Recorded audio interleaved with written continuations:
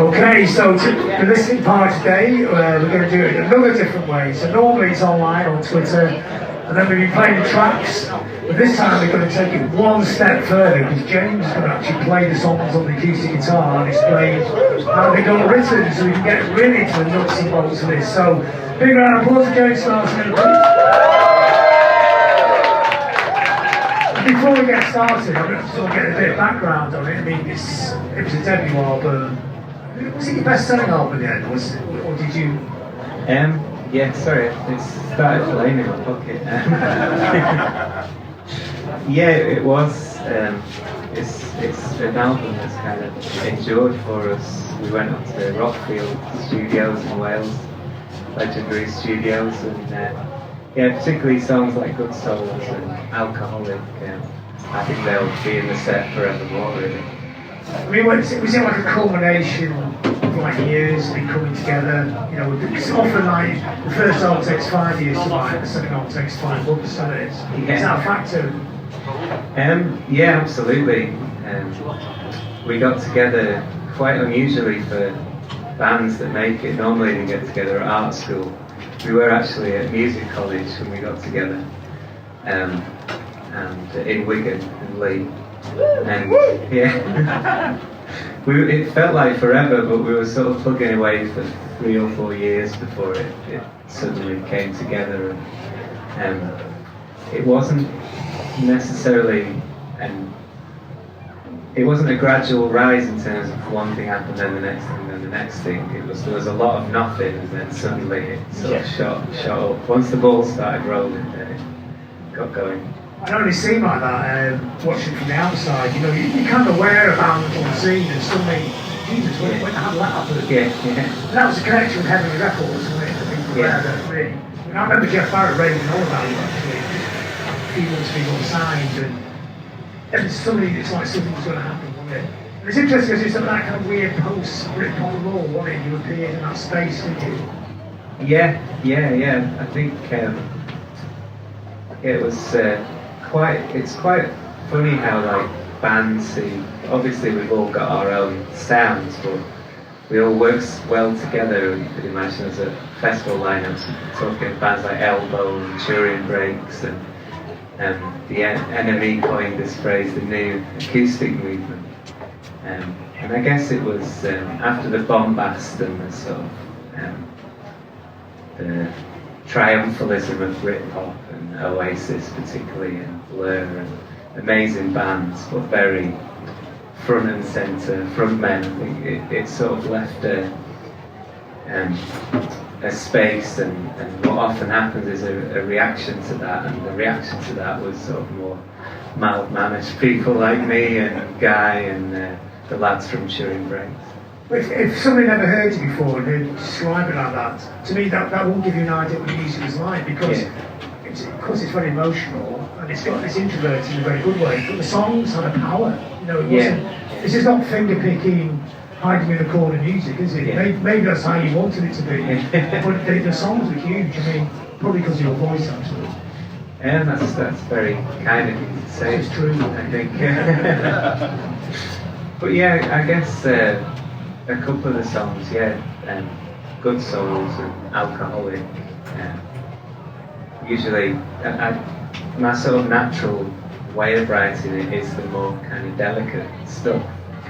But like you say, you can't have a whole album of that. You need something with a bit more of an edge to it, and that's why I have kind of, along with the massive sort of help of the band as well, we kind of forced songs like Good Souls out of us, and gave Alcoholic that sort of powerful sound as well.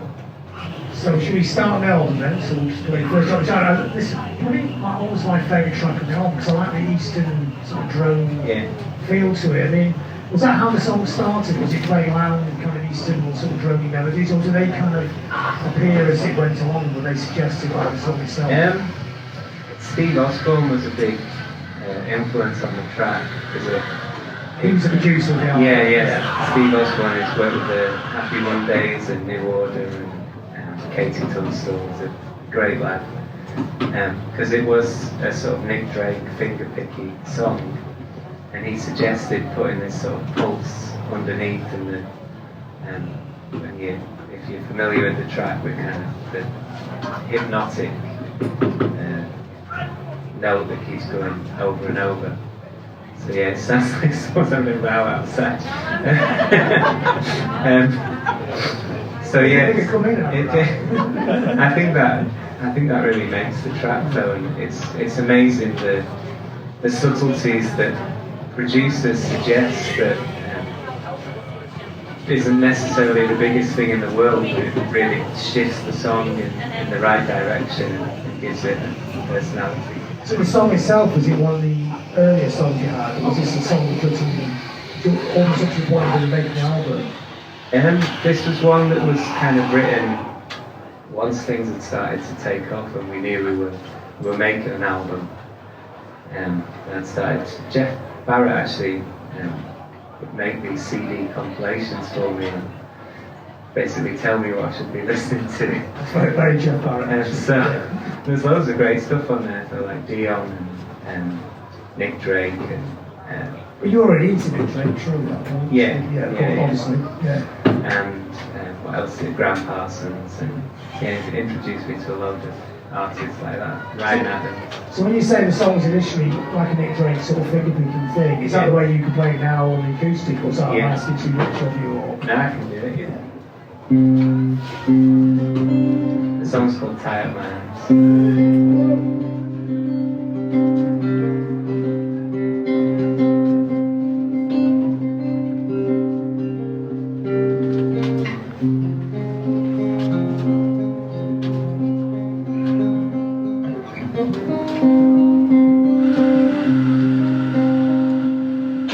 Wipe the makeup from your face, tie your hair and gently fall from grace until I come again.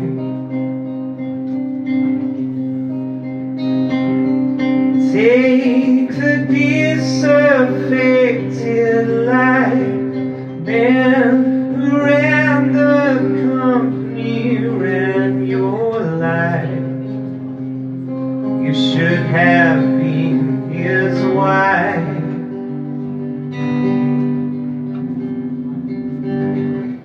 I wanna hold you, but my hands are tied. I wanna sleep here, but I've been denied. I wanna lie here till the morning sun does rise.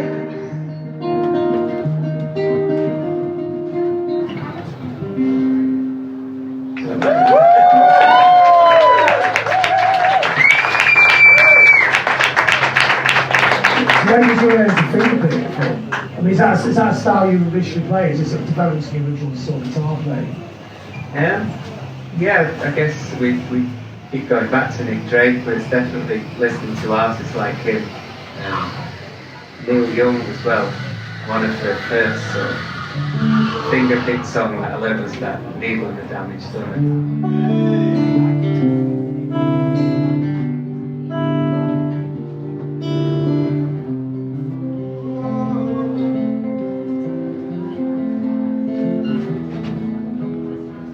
That's always been part of my style, really, playing the acoustic. But what does the finger pick give to you? Does it suggest more melodies or create more space for melodies to fit in? Or? And the sound pretty beautiful as well, of course, isn't it? Yeah, no, it's definitely like a song, jumping ahead with a song from the second album, Some of Us, the melody is very much kind of married to the finger picking, so it's definitely something that's yes, and there's only so many chords in most guitar players' arsenal, so the more tricks you have up your sleeve to try and come up with melodies, it definitely helps things a lot. Oh, so going beyond just playing familiar chord sequences, it sort of creates things in between those chord sequences, extra ideas and tunes and notes you can play. So with a song like that, would you have the vocal melody first, or would the guitar suggest the vocal melody to you? That one, the the guitar and the finger picking.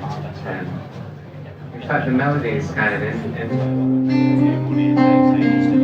so yeah, it's You actually can hear the drone. So Steve Osborne picked up the drone during and sort of emphasised it. Yeah. So the next song on the track, on the album, is that a similar kind of sort of gestation process, or is it a very different sort of way you write it? It's if memory serves me right, I'll double check this, but I think it's called Misguided Fool, and it was a bit more of a I guess a more rhythm-driven track. A little bit sort of coffee and TV with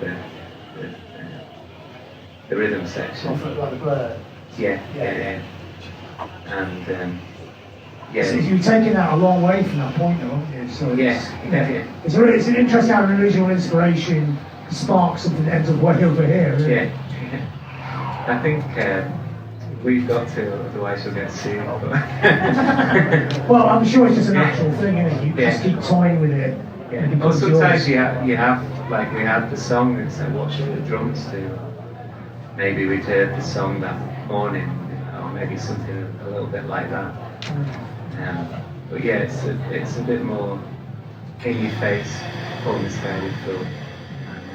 It's funny you were talking about Jeff Barrett before, because the song is essentially about all the opinions that kind of, even when people have said, we love what you do, we want to sign you, we want you to stay true to yourself and do this. There's so many people in studios and PRs and everyone saying you need to go in this direction, you need to go in that direction.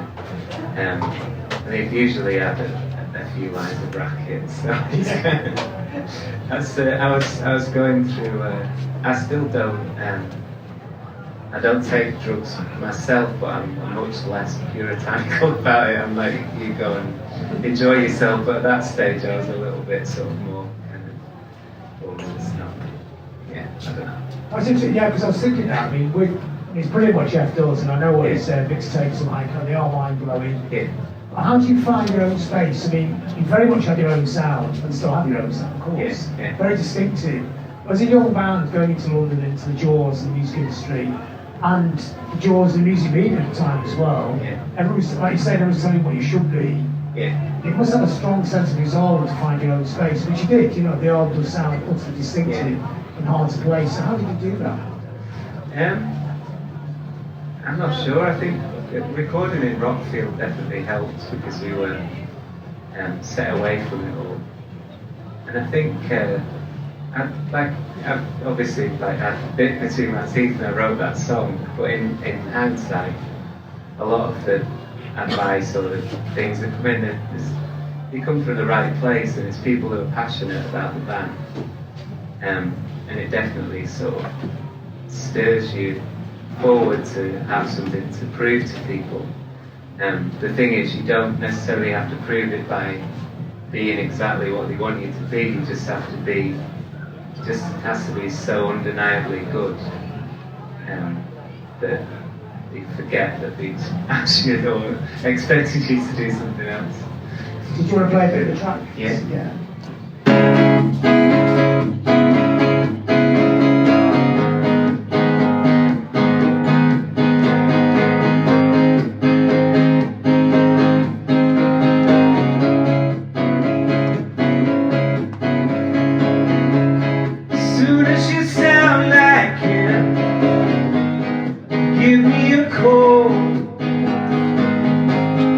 When you're so sensitive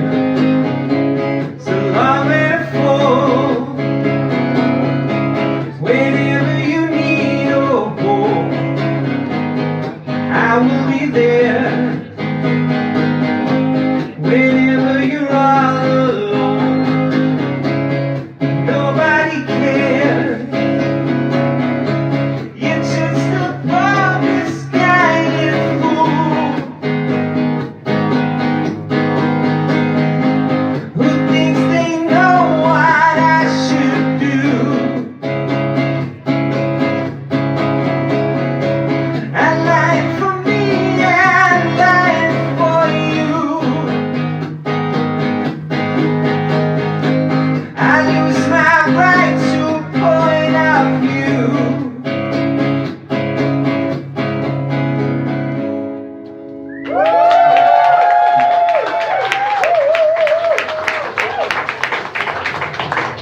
Yeah, I can hear the blur in that now, actually. Yeah. But it's gone somewhere else completely. Yeah.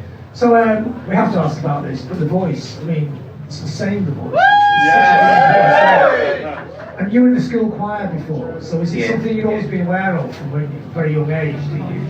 You actually had, I mean, most of us want to sing, but we can't. But it's very, very rarely someone can actually sing, and it's loud, it's powerful, it's beautiful.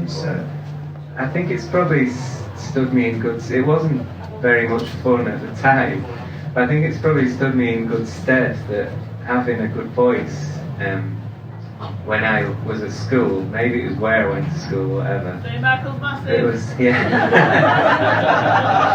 but no one was going to give you a pat on the back or sort of let you in the cool gang for having a good voice. It was very much a sports orientated and sports driven school. So I think that's kind of, I guess other places, especially with the rise of Britpop and stuff, then it became cool to be in a band. And I was just, before that started, I was kind of at that impressionable age just before that started, so I was able to, like I say, kind of keep my feet on the ground to a certain degree, and just, I don't know, like you say, I sort of was dragged to church and really enjoyed singing in church. I'm not religious in any way, it was just a nice opportunity to kind of let fly, really, because when you're in the choir at school, it's like it's a bit embarrassing, really. No, it's not a northern thing, is it? Really? No. Should be. Why not? You know, a lot of great singers go to But them. I'm glad that I did it because one of my big heroes is Jeff Buckley, and he's another one who sort of values his voice as an instrument and really worked hard to look after it, and yes, I think he's a great example as well as someone who obviously he came to an unfortunate end, but his career was an example of someone who can have this sort of angelic voice but still be a great frontman and a great sort of, I hate to say rock star, but a charismatic musician. It's a gift, isn't it? You're lucky if you have it. So when in the choir, did you get to sing lead in the choir, or were you actually just embedded in the choir? I did once in Royal David City a couple of times. No, I can't hit those notes anymore. So, I mean, what was the first music you liked? Was it a pre-Britpop phase that you had, or was Britpop very much the alpha music that changed your life, or was it a little period before? Yeah, before I just used to, it was a bit pick and mix, really. I'd buy whatever, I'd get my sort of £2 pocket money and raid the bargain bins. So there's all sorts of stuff like Dr. Alban and Roachford and loads of people like that. Like Roach is a great artist. But yeah, it was, Britpop was really when music became a sort of way of life. And I saw Oasis and I saw The Verve, and it felt like a sort of tribe you could be part of. Was it particularly inspiring since they're local? Yeah. More local. yeah, and again because Richard Ashcroft isn't a Liam Gallagher or a Jarvis Cocker, he's a sort of a more a psychedelic sort of character, and I think I could sort of relate to that maybe a bit more than the swaggering and the more swaggering frontmen, although I always had great admiration for them and loved going to see them. Did you sing along to those records as well? Or Yeah. So would people like Richard Ashcroft and even Liam at that point in time, would they be like inspirations to use what you already knew you had, but in a more kind of pop cultural kind of way? Yeah, definitely. I remember learning Sonnet and The Drugs Don't Work, Talk Tonight, one of my favourite Oasis songs. Yeah. Did you play musical instrument at that time as well, or was it just purely the voice? Because you came to guitar later on, didn't you, I think? Yes, I started on piano when I was 11, 12. But I didn't learn that much in terms of the music I was listening to. It was more sort of merrily we roll along and stuff like that. It was when I picked up the guitar that the two kind of coalesced. Oh, so it made more sense to sing along with the guitar than Yeah. piano, Yeah. if you're trying to do this kind of stuff, I guess. Yeah. So the next on the album is the hit, isn't it? The big hit, the breakthrough song, isn't it? So what's the story behind how that got written? Was that a song that was written towards the album? Was that an older song? That's actually an older song. It's Alcoholic and Lullaby are the two songs, the two sort of demos that got the band sang. And then I actually went round just before things started taking off. We were trying to get local gigs. We play around Wigan and Warrington, and I was like, right, I'll go and see if I can get some gigs in Chorley. And I took this demo to these couple of bars that were doing live music in Chorley. And they both turned us down. Oh, you went back a couple of years later. So somewhere, like Harry's Bar or somewhere, they've got a tape of them with Alcoholic and Lullaby demo on. But they refused to book us. We still got a poster from Harry's Bar album launch. Yeah, because you're actually from Chorley, isn't it? Chorley, yeah. You grew up there, didn't you? Yeah. I never met anybody who came from Chorley, which is it's only lived in Blackpool, so it's around the corner. Yeah, so the song itself, I mean, it's quite dramatic lyrically as well. Was it a true story, or was it just, or do you write songs that kind of allude to a truth, but they have an emotional resonance, but the kind of stories as well? Yeah, this one's definitely more a story and more it's been quite hard, to be honest, like, because I've met so many people who the songs resonated with, and they kind of expect me to say almost that I've been through that experience, and I've only kind of seen it sort of second hand and seen obviously what alcohol. Yeah, when it's sick, because I don't want to get puritanical because I like a drink as much as anyone, but I can see what it can do when it gets out of hand. And I just wanted to write about that, and I think that it sort of touches on that sort of nature and nurture thing of like, just because someone's been through that experience, it doesn't mean that they repeat it, or it's people can go in completely different directions to the environment that he grew up in. I mean, it's a skill, actually, as a songwriter or an artist, to write about something that's not necessarily what you've been through, but to write about it in a sense of emotive way that other people couldn't actually chime with it. Yeah. And it's something you see all the time, so, especially in small towns in the northwest. Everyone sort of brings their baby to the pub to wet the baby's head. And, Let's hear a bit of it. Yes. Don't you know you got your daddy's eyes? Your daddy was an alcoholic, but your mother kept it all inside. She threw it all away. I was looking for another you, and I found another one. I was looking for another you. When I looked round, you were gone. Stay by my side in the night. Dream is yours now. Stay by my side, and the singer won't get in our way.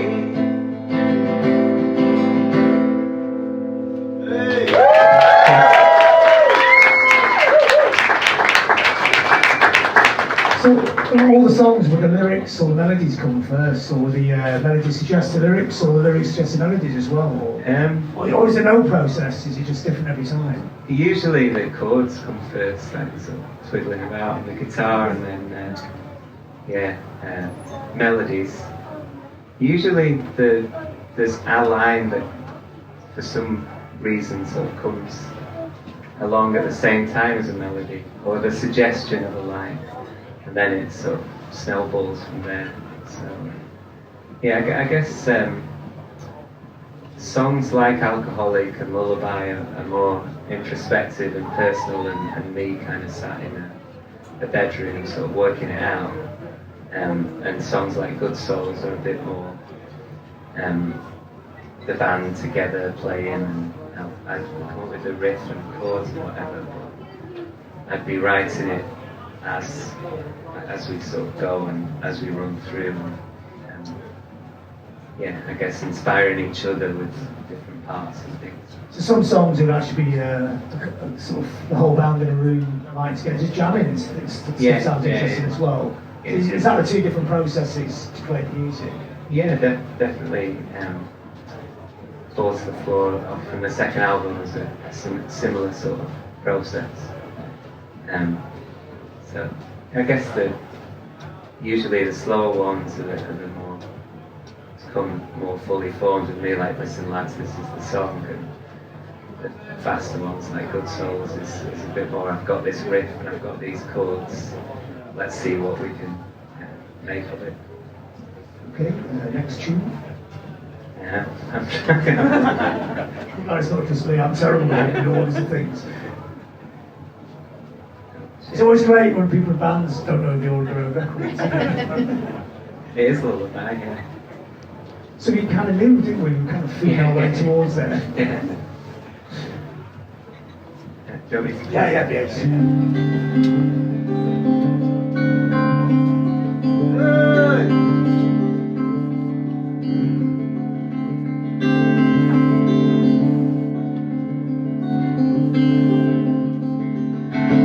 Get back on your feet again, so insincere.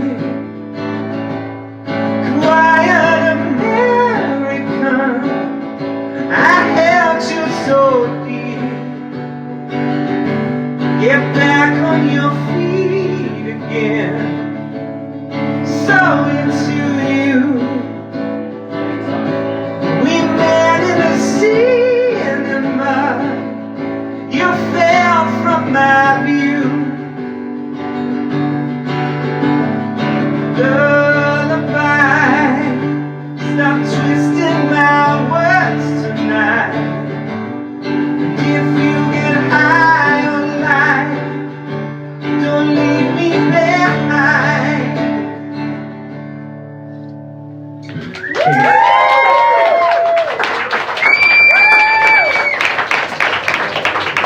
All the songs are something very classic about the chord changes, and it's not really the period you came out in. It sounds like you could have come out 50 years before or 50 years later. You know, they're not just on the time, are they? To me, listen to as a listener, they're very timeless songs. And was that intentional? Is that just the way they are? You know, you just like the sound of that. I guess I've always been influenced by Neil Young and James Taylor and Carole King, like classic songwriters. And I think as well, obviously we're a band and everyone contributes and is a big part of the sound. I think writing on acoustic as well, I guess what's the word? You tend to reach for more interesting chords because you Nowhere to hide, James. There's nowhere to hide, is there? There's nowhere to hide, exactly. So yes. Like I guess the best way to put it is if the song is already good, you can sit down and play it on acoustic guitar, and then you bring in the great musicians that we've got in the band, and really there's obviously like rare occasions where they mess it up, but 9 times out of 10 it can only go up from there. It can only the bass player and the drummer have their rows, but otherwise. Well, that's positive, isn't it? Because you've got to kick the ideas around, haven't you? Yeah, like when Barry kind of starts growling and organ, and it's really exciting to. But if you're starting from a point where I've got this sort of half-assed song and I need you lot to make it good, then there's a lot of pressure on them. So I think it always works better when and sometimes like they'll, even if because we're all mates, even if I'm sort of married to a chord progression and a lyric even, and feel like a song's finished, they'll say like, no, that's not right, or that's not right, and we can sort of kick it into shape even more. But when the important thing is that the foundation is good to start with. So you're okay with that? You quite like the songs to be moulded by the band? You're not a dictator? Yeah. I've got an ego, like, there's definitely that's first little prickly moment of like, okay, then we'll give it a go, and sometimes they're right and sometimes I'm right, and it's just the way it goes really. But I think if you're mates as well, you've got to respect each other's opinion and at least try something when it's suggested. Is it quite a thrill when you give it to the band and they do something with it which you didn't expect, and the song kind of soars in a different direction? Oh yeah, definitely. I think because we've all come from slightly different musical places really. The rhythm section grew up with Pearl Jam and Soundgarden and grunge basically, and I think that comes through their playing and their where they want to take a song, and that's it's nice. And Barry, the keyboard player's into jazz and soul, so yeah, it's a good combination. We're not all kind of trying to emulate Oasis. Yeah, and it's interesting because the songs are quite delicate. You hear the acoustic especially, but the rhythm section gives them that power, because a band does stick out actually, doesn't it? Yeah. It's not a weedy sounding band by any measure, is it? Yeah, so, I think because we're known as a kind of acoustic band or whatever, or an introspective and thoughtful sort of band, I think people are surprised when they come to see us that we can kind of rock out a bit and let go. So it's good if you get the balance of both. You know, it doesn't actually lose the introspection by having a powerful rhythm section, does it? No, absolutely. Okay, next tune. Into a look at I think it's waiting for.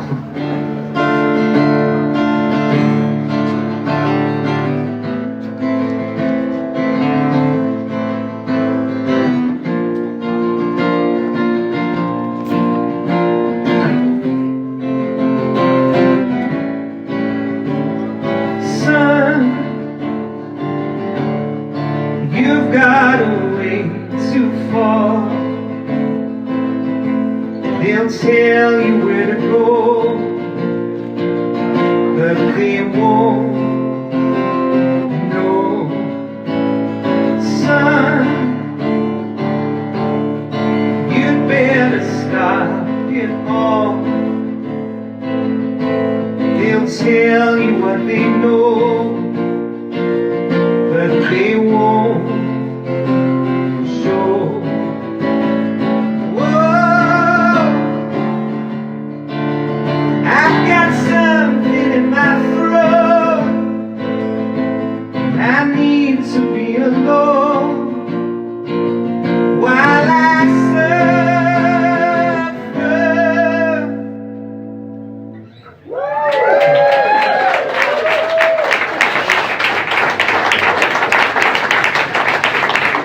So with a song like that, it's got a wisdom to it. I mean, do you actually want the listener to take anything from that, or is it all open, like everybody always says, it's open to any interpretation, it completely doesn't matter? Yeah, I'm always quite happy for people to find their own interpretation of the song. It's quite funny how that song came together. We were already at Rockfield kind of recording the album, and this film crew came along to record a documentary. And it's basically like, we need to set up the cameras and do this and that, and can you play some chords to or just basically do anything because we're not really recording it. So I started playing those chords, and then suddenly, like a light bulb in the head, and started singing the melody of the verse. I thought, I'm onto something here.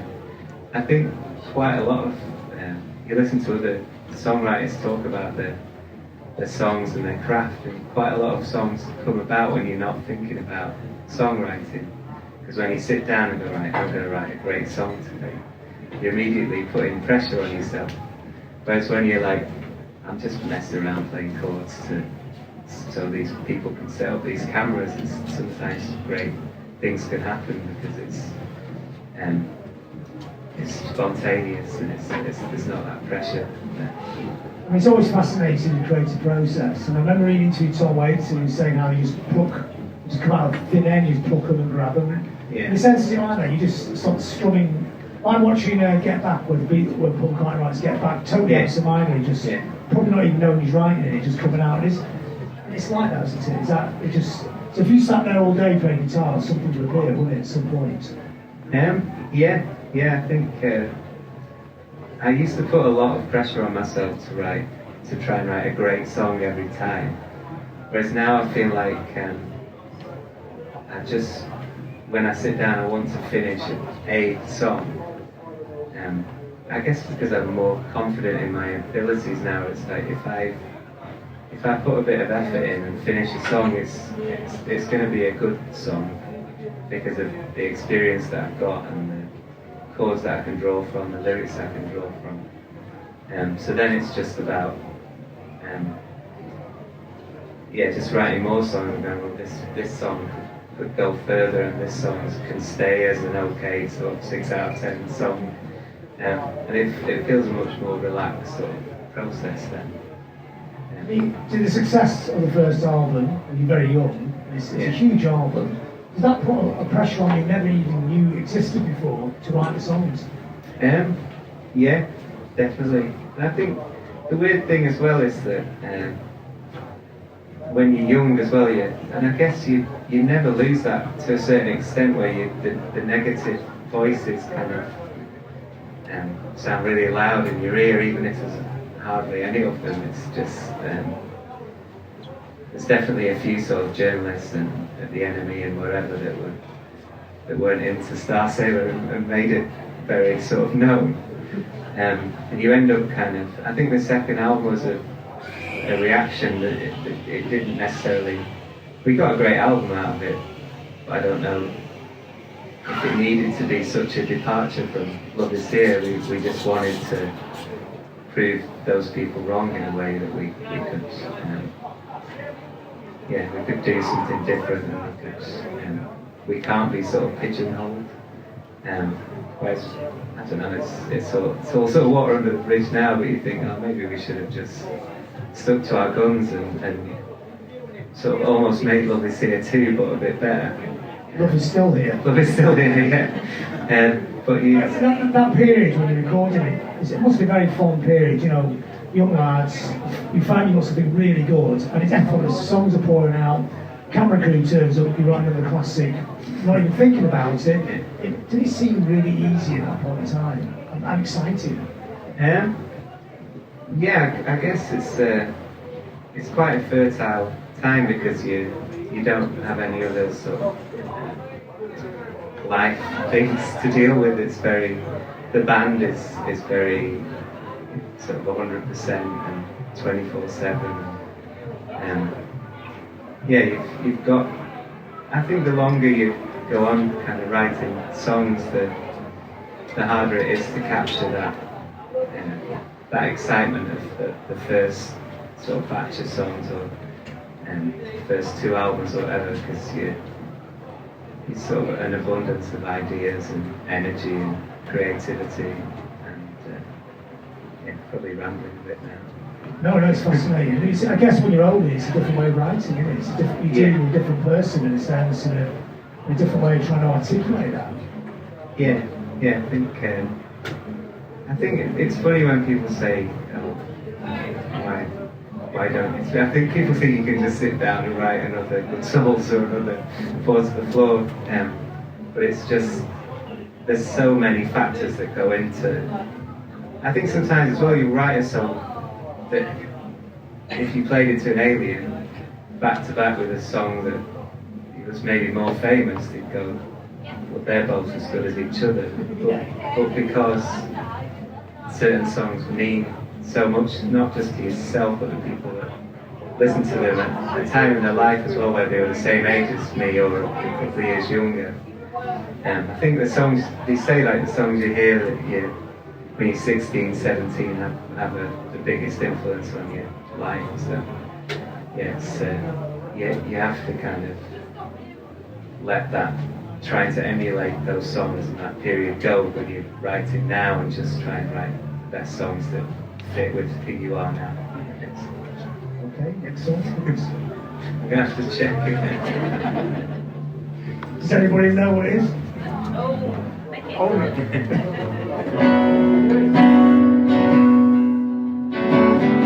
The title's in the first line.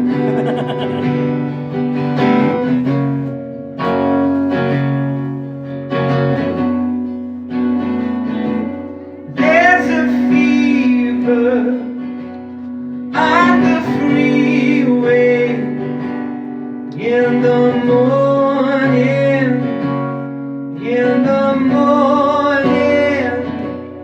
and my lover smiling for me without warning, without warning.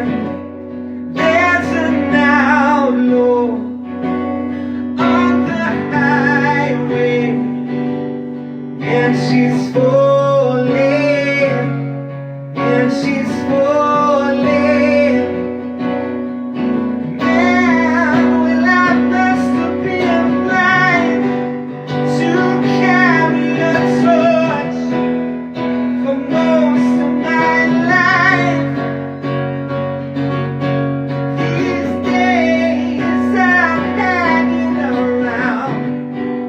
You're out of my heart. Get out of that sound.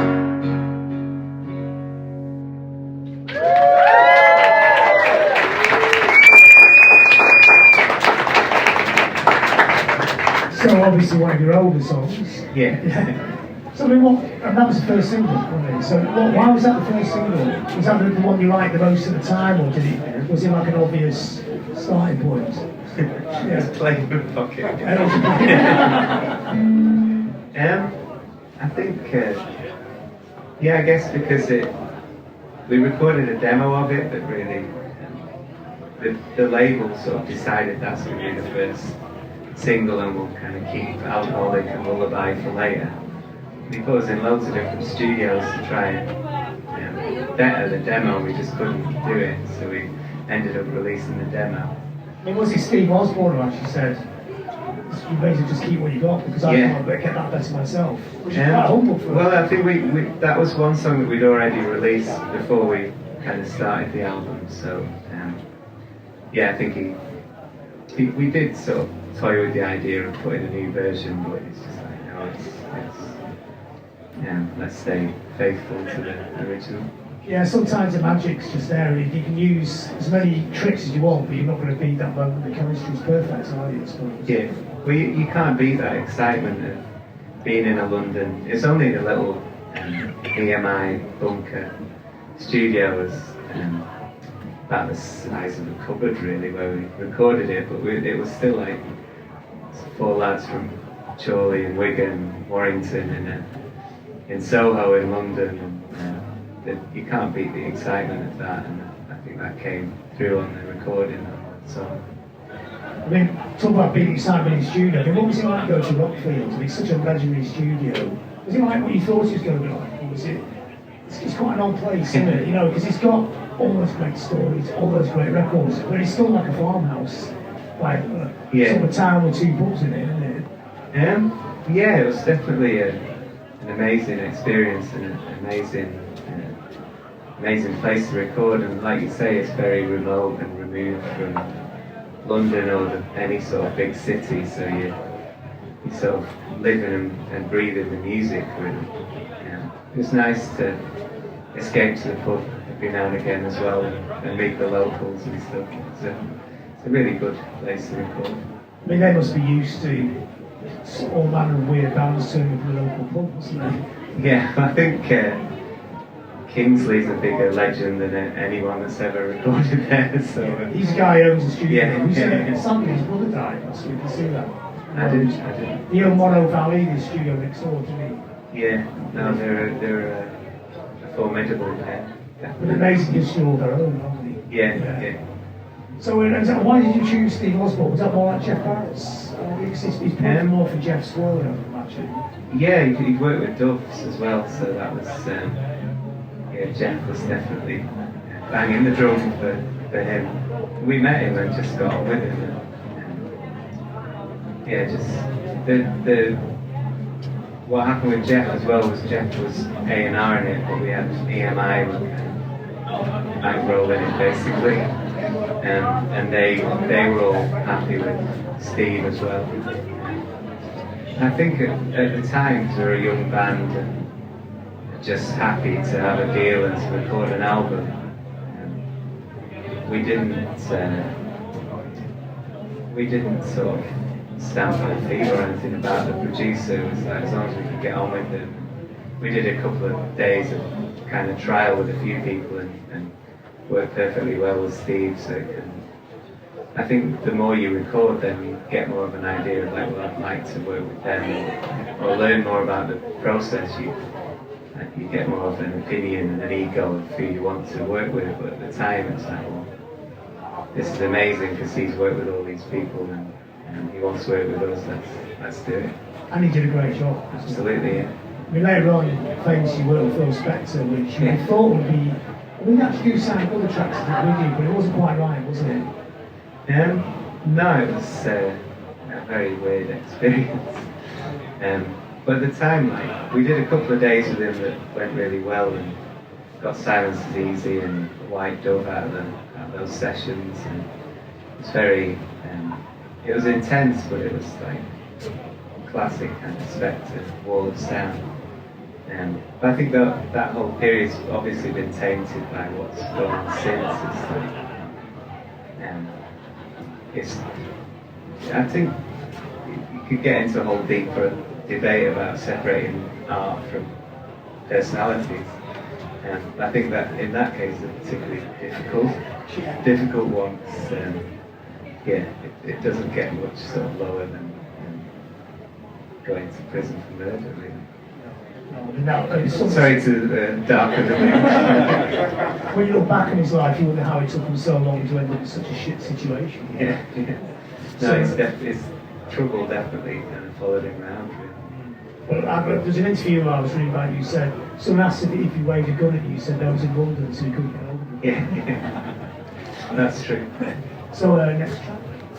Let's check.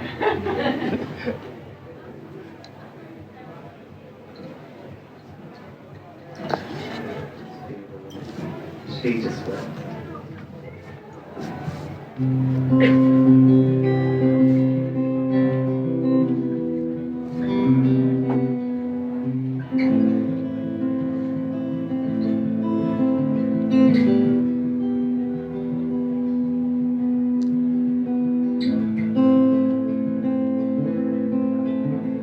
She just went like I could not ignore. How can I act when my heart's on the floor? She just went till her eyes became sore. Those that she loved, she had learned to ignore.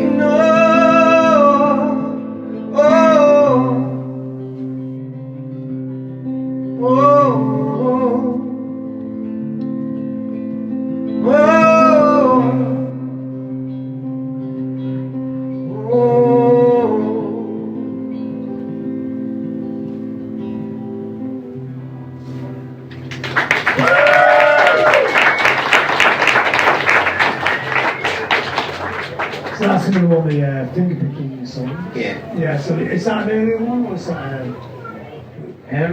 That was kind of a later one once we were touring.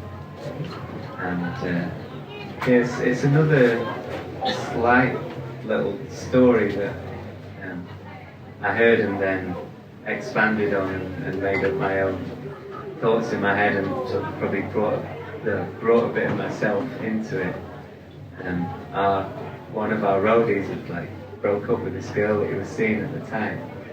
And everyone was like, oh, how did it go? And it's just like, she just cried and cried. Okay. And that was it. That was off and running then. And yeah, like I say, she just wept and then let my imagination kind of do the rest of it. So it's kind of sort of tuning in to other people's emotions in a sense and articulating them. Is that part of the skill of the songwriting as well? The universal themes, aren't they?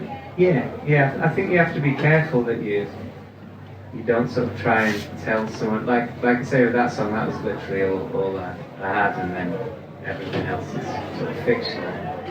You have to be careful not to tell someone else's story or to try and see their point of view, because yes, it's I don't know, people are sensitive and they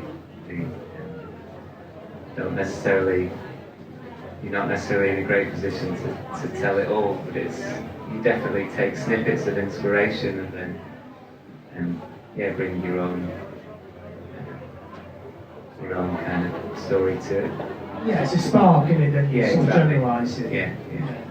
Okay, next track. Because we get up to the hour, still going to say the hour. Yeah. Next track is Talk Her Down. You came waltzing in where the love had been, and the boys all looked around. Let me stay while you talk your baby down. I came waltzing in where the life had been, and the girls all looked away. Let me stay while they make their getaway.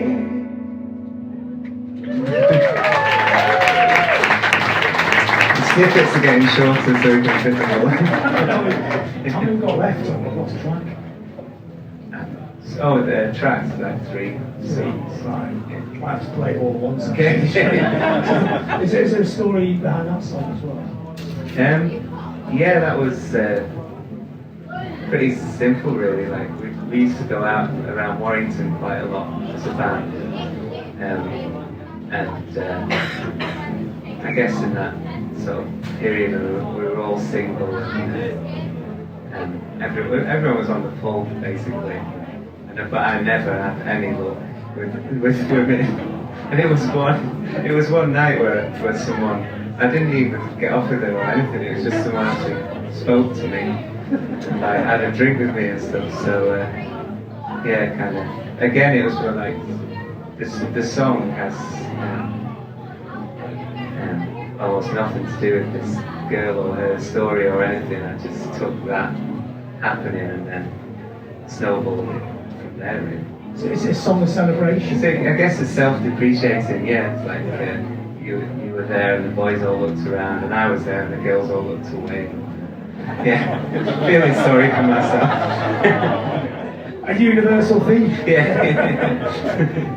Okay, next. And shit.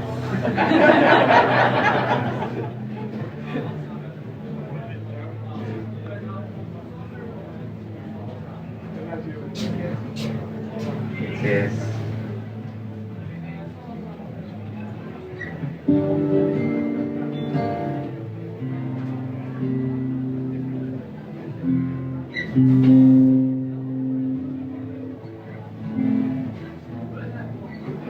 It's ages since I played it like this.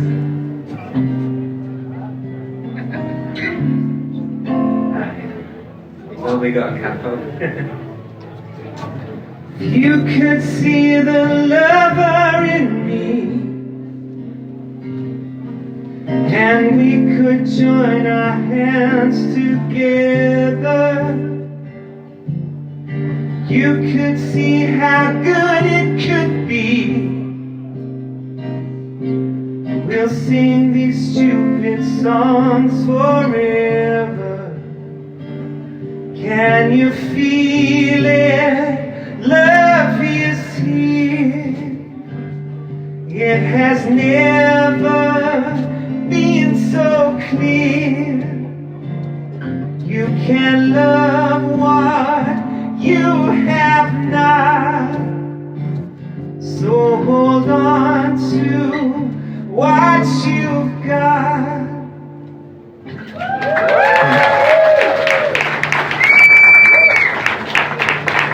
So when you revisit these songs years later, do they resonate in the same way? I mean, do you go right back to that place where you wrote them? Or do you sort of with a third eye or third eye look on them and go, what was I going on about? Yeah, I think there's definitely certain songs that still resonate and you still believe, or you're still almost that person, only a bit older and wiser, and other songs that are written from a more youthful perspective. And I think the sentiment of Love Is Here still holds true, and Good Souls as well. And maybe songs like Talk Her Down and Alcoholic are have a bit more sort of youthful vigour and youthful confidence about them. Okay, next. Pretty sure it's Good Souls.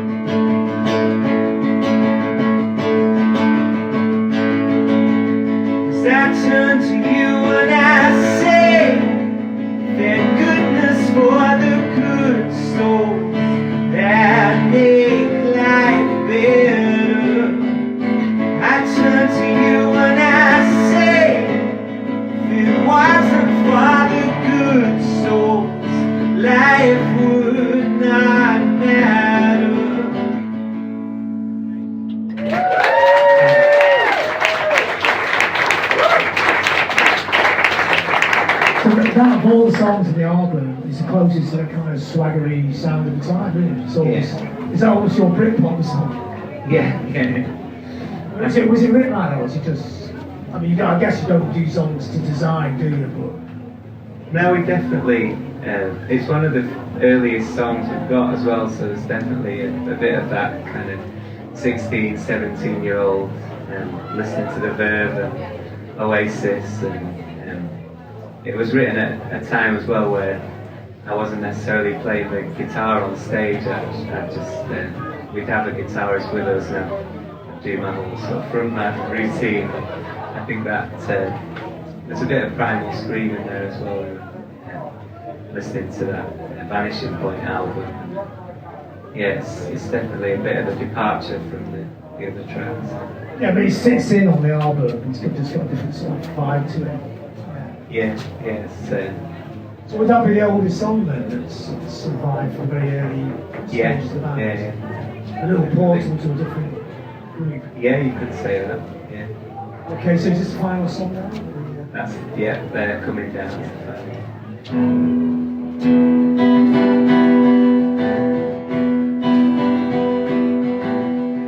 If you don't mind, we not fight. See your face, woman, in the night. I'm sober, still alive.